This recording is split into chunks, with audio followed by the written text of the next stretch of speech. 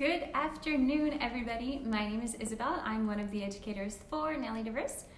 Today, we wanted to take a moment to say that we are thinking about everybody during this very strange period that we're going through.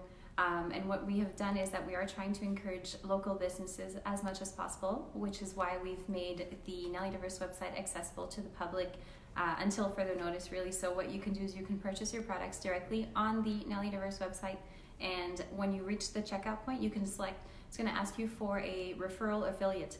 This is actually the spa or clinic that you generally purchase from. So please select it upon checkout so that, the spa that you generally buy from is going to be advised that you've purchased, and then they can follow up with you and make complimentary recommendations for future purchases after that.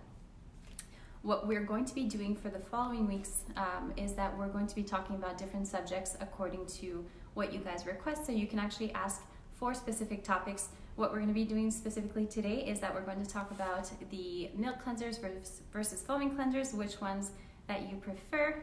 Hello, Angela. So just so you guys know, I can see your comments. I didn't think I was going to be able to see them, but you can put your comments, you can put your questions, and I'm going to try and answer everything at the end of the video.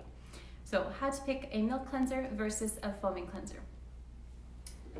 There's three things that I do recommend that you guys take in consideration when you're looking at which product should I be purchasing. Should I be going with a milk versus a foaming cleanser? First off is your habits. So do you wear a lot of makeup? Would be number one. What is your preference if you're used to using a foaming cleanser, whether it's a gel or just something that comes out as a foam? There's that to take in consideration, but there's also your skin type, which is super, super important. And that's where a lot of people go wrong when they're purchasing products, and then they end up not being necessarily satisfied with them afterwards. If you're using a foaming cleanser and that you feel like your skin is really tight and it's pulling afterwards, it might not be the right cleanser for you, or it might be something that has way too many sulfates in it. So if you wear makeup, my personal recommendation would be to definitely go for a milk cleanser. And if you like doing it, then you could do a two-step cleansing with the foaming cleanser that is going to be appropriate for you. Amongst the cleansing milks that we have in the classic line, we're going to have the Hydrocell milk, which is right here, and the Cellular Matrix milk, which is this one. The difference between the two, Hydrocell, hydration, right? So hydration of your cells. This is a cleansing milk that's suitable really for all skin types. You can use it as a, somebody said it's very dark. I don't know how to fix the lighting, I'm sorry. We'll try to figure it out for the next video. As long as you can hear me, really, that's the most important at the moment. But Hydrocell is going to be for all skin types. There's really no contraindications whatsoever. We're trying to fix the lighting over here. We can use it on the eyes, on the lips, and one of the great benefits from it is that you don't actually need to be rinsing it at all. So you could put it on a cotton, a gauze, whatever it is you prefer using, and then just do gentle effleurage movements to wipe off really the dirt and the makeup. We're trying to figure sorry, let's carry on. So Hydrocell, everybody, no contraindications. Next, we are going to have, I think this should be better. If that's okay with you guys, and we'll go like this for today. The Cellular Matrix milk is going to be more of like your corrective milk. So if you are somebody who spends a lot of time in the sun, maybe isn't as good with your sunscreen application, or just have some hyperpigmentation, some acne scarring, things like that, I very, very strongly recommend that you go with the Cellular Matrix milk, which is going to be more of a repairing cleanser for you guys. The other thing is that this texture is going to be a lot richer. Again, not being comedogenic, but you still are going to have a much richer emulsion as you're doing your cleansing. And this too can be used on the eyes as well as on the lips. Now, for your foaming cleansers, we are going to be talking about, normally in the classic line, there's two different options, but I am going to show you three different options today. So the first one is going to be the sorry, I hope you guys can see like this, but it's going to be the foaming wash for sensitive skin. Now the names are very, very easy and they're pretty self-explanatory. So when you're doing your online shopping from the website directly, if you've never used the product, foaming wash for sensitive skin means it is going to be a gentle foaming cleanser for your sensitive skins. Sensitive skin means somebody who does have a little bit of redness, and we can also use it for anybody who tends to get a little bit more oily in the T-zone, so like your facial axis, the occasional breakout. You are also going to get a lot of benefits from this. Main characteristic that goes across all of the foaming cleansers in Nelly is that they're going to be bacteriostatic. So unlike all of your antibacterial cleansers, which really strip away all of your natural bacteria and end up kind of having a negative side effect for you in the long term, is that this reinforces your skin's natural defenses, therefore preventing the actual breakouts. So excellent for that. Clean feeling without the tightness that goes with a cleanser that's going to be too harsh for you. The other option that we have, the Softnet Cleansing Cream. So this one, I would recommend it for anybody who has an oilier skin, somebody that has a very thick skin, and also keep in mind that this is really perfect for somebody who, when you go get your facial done and that you tell your esthetician or your facialist that you cannot wait to get rid of the blackheads, this is really what you want to be using. It's going to give you that nice deep pore cleansing. Hello from Florida, Mandy. It's going to give you that nice deep pore cleansing without, again, making you feel dry or without making you feel tight. This is going to be also excellent for somebody who's using it with the facial brush. Now, the facial brush I find is something that is not used enough at home, but there's so many different benefits from it that really could make your skin routine that much more fun and also just that much more effective. Facial brush, natural bristles right here. What you should be doing always, again, with the foaming cleanser, you should be soaking it in hot water for a few minutes prior to using, just to soften the bristles, because you're going to see probably the first like couple weeks or so of using it, the bristles are pretty coarse. So soaking it is going to make it much softer and just much more pleasant for you as you're doing your cleansing routines. So soak it in hot water, and then you're going to apply your cleansing product first. This should be used, again, foaming cleansers only. Don't use it with a cleansing milk. You're really not going to get all the benefits from using it.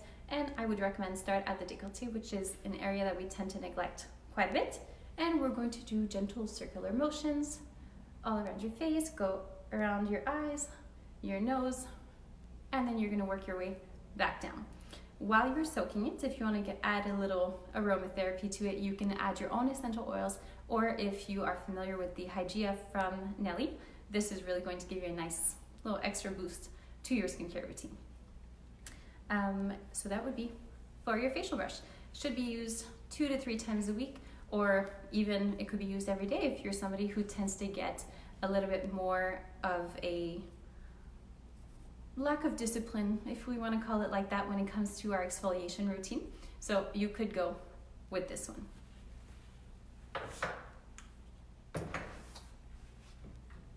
And last foaming cleansers that I want to talk about, I do see there's a few questions coming up at the moment. I will answer them at the end. So the Micellar Foam is one of the products that's part of the bioorganic line. So it's going to be an aloe juice based product. This one I absolutely love, and I recommend it even more now. I know that people cannot go get their eyelashes done, but the amount of bacteria that can really add up at the base of our eyelashes, especially when we have eyelash extensions, is quite impressive. So we want to make sure that we keep everything clean, and this is also perfect for somebody who's looking for kind of like a 2-in-1.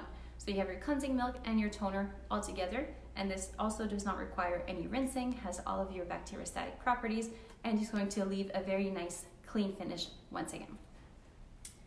So you guys can start asking your questions. I'm just going to go up a little bit further, see what the questions are.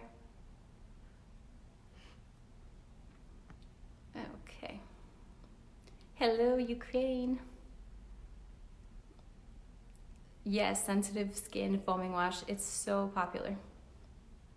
What is the difference between the Softnet and BioAcne gel cleanser? Okay, great question. So your BioAcne gel cleanser is really made specifically for your acne cases. If you don't actually have acne and you just have a sebaceous problem, that you feel like your skin is just oily in general, and that you only get the actual blackheads and not the pustules and papules and really what we tend to call pimples, in that case you're going to go with the Softnet cleansing cream. If you have a bacterial issue, so pimples, small or big, but a little bit more of them, you're going to go with your BioAcne cleansing gel. This one is going to have, yes, your bacteriostatic properties, but it's also going to have salicylic acid that's in it at the same time.